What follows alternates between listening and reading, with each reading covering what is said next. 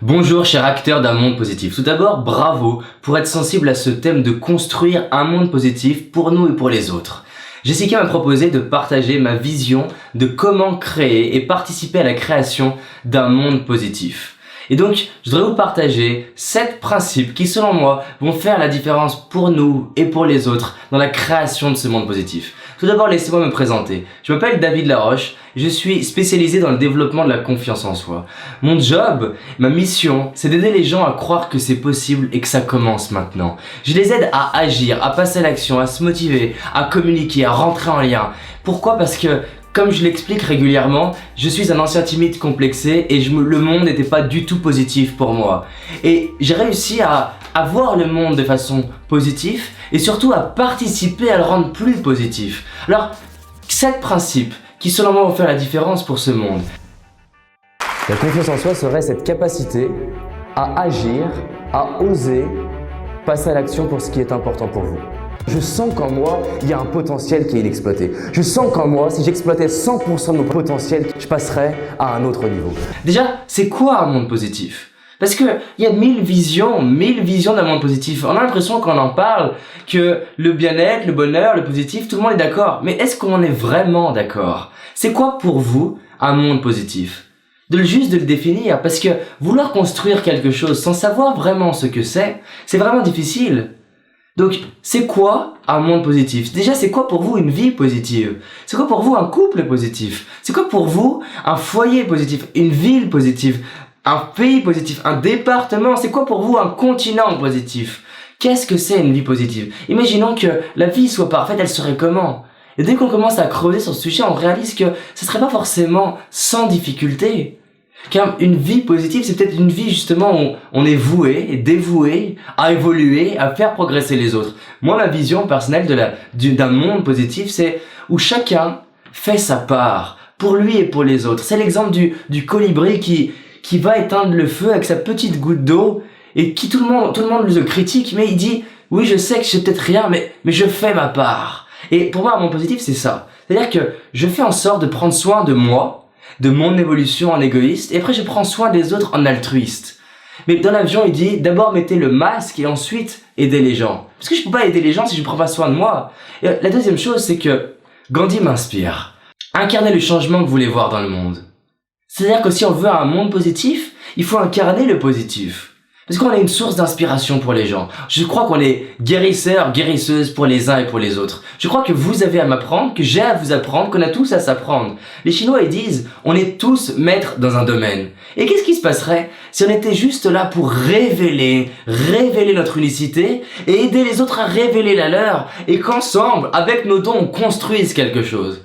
Alors pour reprendre, incarner le changement qu'on veut voir dans le monde. Qu'est-ce qui se passerait si simplement on se disait je vais incarner le changement positif que je veux voir dans ma famille ? Parce que c'est vrai, quand on parle du monde, les gens disent mais c'est trop énorme, je suis pas sensible au monde. Mais est-ce que vous êtes sensible à votre famille ? Est-ce que vous êtes sensible à vos enfants ? Incarnez le changement que vous voulez voir chez vos enfants. Incarnez le changement que vous voulez voir à votre travail, dans votre entreprise, avec vos amis. Si juste on faisait ça, si juste on se posait la question de qu'est-ce que je peux inspirer pour mes amis ? Parce que les gens mesurent pas à quel point ils ont de l'impact. Si vous pourrissez votre vie, vous participez au fait de pourrir la vie de vos amis. Ça veut dire qu'ils ne pourront pas réussir, pas être heureux. Ça veut juste dire que s'ils sont heureux et qu'ils réussissent, c'est certainement pas grâce à vous. Pareil pour moi. J'étais malheureux et c'était une norme pour mes amis. Aujourd'hui, je m'implique pour mon changement. Donc la troisième clé, c'est d'agir. On peut pas créer quelque chose sans agir. On peut pas édifier un monde positif sans mettre en place des actions. La voie du Tao, par exemple. Quelque chose qui est très spirituel, très positif. La voie du Tao, ça veut dire, si on prend vraiment le sens, ça veut dire laisser quelque chose dans la matière pour les générations qui suivent.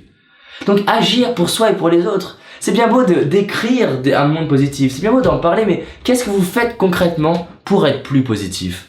Qu'est-ce que vous faites concrètement pour que votre famille soit plus positive ? Des fois, un truc concrètement, c'est dire je t'aime. Concrètement, c'est prendre soin de votre corps. C'est prendre soin de votre mental. Déjà, prendre soin de soi, si tout le monde le faisait, ce serait super. Et une fois qu'on a bien pris soin de soi, d'aller rencontrer des gens, d'aller partager, d'aller raconter. La quatrième chose, je crois que notre job, notre mission, c'est de révéler nos dons. Je crois que vous êtes unique. Je crois que vous êtes une graine qui demande qu'à être révélée, une fleur qui demande à être révélée. Mais C'est notre job d'aller creuser en nous en disant mais qu'est-ce que j'ai de particulier? Par exemple, j'ai pu identifier que j'avais beaucoup d'énergie. Donc je mets mon énergie au service des autres. Par exemple, en France, généralement quand on parle de donner, les gens voient ça comme un effort. Mais pourquoi donner, ce serait pas justement donner sans effort? Pourquoi on pourrait pas mettre nos dons au service des autres? Si je mets ma passion, si je mets mes dons au service des autres, est-ce que je force? Non. Je crois que justement, donner, c'est donner ses forces sans forcer justement. Et c'est fluide. Pourquoi j'ai fait autant de vidéos? Pourquoi j'ai fait autant de conférences? Pourquoi j'ai pas de montre quand je fais mes conférences? Parce que je ne vois pas le temps passer. Et du coup, j'apporte de la valeur. Cinquième chose, je crois que si on veut un monde positif, c'est l'éducation. On doit mettre de la valeur sur s'éduquer, lire des livres. Franchement, lire des livres. Qu'est-ce que vous lisez? Qu'est-ce que vous regardez? Qu'est-ce que vous écoutez? Je connais par exemple Darren Hardy que j'ai pu rencontrer aux États-Unis, qui est le patron de Success Magazine, et il m'a dit qu'est-ce que tu te mets dans l'input, dans la tête? Pour changer le monde à l'extérieur, il faut changer le monde à l'intérieur. Pour changer le monde à l'intérieur, il faut que je prenne soin de ce que je mets à l'intérieur de moi. Est-ce que je mets des bonnes lectures, des bons audios? Il m'a dit, si tu veux réussir, si tu veux un monde positif, regarde ce que la plupart des gens font et fais l'inverse. Regarde ce qu'ils lisent et lis l'inverse. Regarde ce que les gens mangent et mangent l'inverse. Regarde ce que les gens font et fais l'inverse. Alors même si je suis pas pour l'idée de faire l'opposé des gens, c'est très intéressant de se dire, effectivement la plupart des gens, le resto le plus connu au monde c'est McDo. La boisson la plus connue au monde c'est Coca. Donc qu'est-ce que je peux faire pour m'éduquer et vivre à un autre niveau? Ça, c'est intéressant. Qu'est-ce que je peux faire pour participer à l'éducation? Par exemple, avec un professeur, on a créé l'association Les Déclics. J'en parle parce qu'elle me tient vraiment à cœur si vous voulez y participer. Elle a pour but de créer le déclic chez les jeunes, de les aider à se motiver. C'est juste un truc simple, mais ça me nourrit de me dire le soir que peu importe la vie que j'aurais créée, j'ai au moins créé cette association à aider des jeunes et participer à ce changement du système éducatif. Si c'est valoriser, c'est se valoriser tous ces bons comportements et c'est aussi valoriser des fois même quand on n'a pas réussi pour ce qu'on a réussi. Parce que même quand on n'a pas eu le résultat, on a réussi des choses. C'est valoriser les autres pour, non pas leurs résultats, mais pour ce qu'ils ont réussi. C'est valoriser nos enfants, valoriser nos amis, valoriser les gens qu'on aime.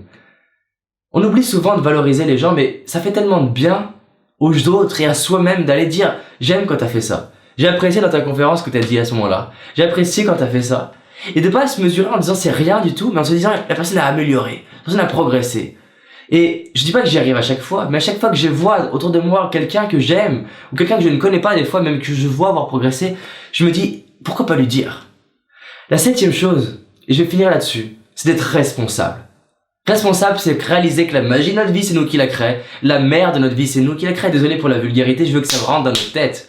Je me sentais pas responsable, je trouvais que j'avais pas eu les bons parents, que j'étais né timide, que ma maladie c'était pas juste. Et j'étais mal dans ma peau, jusqu'au jour où je décide de créer la vie qui m'inspire. Regardez, vous pourrissez votre vie, les gens vous donneront raison. Et les gens diront, il a pas eu de chance. Vous créez une vie inspirante en partant de la vie la plus difficile au monde. Les gens diront, oui mais regarde d'où il part, c'est pour ça qu'il a été aussi haut. Mimi Mati, par exemple, a transformé ça en avantage. Les personnes handicapées qui créent une vie inspirante. Est-ce que c'est parce que c'était facile? Non, elles se sont responsables. Responsable, c'est devenir acteur de sa vie. C'est décider, je vais créer la vie qui m'inspire. Donc, j'aimerais vous poser une question. Qu'est-ce que vous allez faire là, en fermant la vidéo, qui vous rendra fier de vous? Et qui construira pour vous et pour les autres quelque chose de bien? Est-ce que c'est dire je t'aime à une personne? Est-ce que c'est faire un SMS à votre meilleur ami, comme j'ai fait une fois à mon meilleur ami, en lui disant tout ce que j'appréciais chez lui? Ça paraît bête, mais je lui avais jamais dit. Jamais vraiment dit. Et il m'a dit, ça m'a touché. C'était d'appeler votre père et de dire je t'aime. J'ai mis 3 mois à oser le faire. C'est peut-être d'aller dans la rue et d'oser faire quelque chose que vous n'avez jamais fait. C'est peut-être de partir aux États-Unis, faire un voyage. Qu'est-ce que vous allez faire pour vous et pour les autres et inspirer le monde à devenir plus positif? Je tiens à remercier Jessica de m'avoir proposé ça.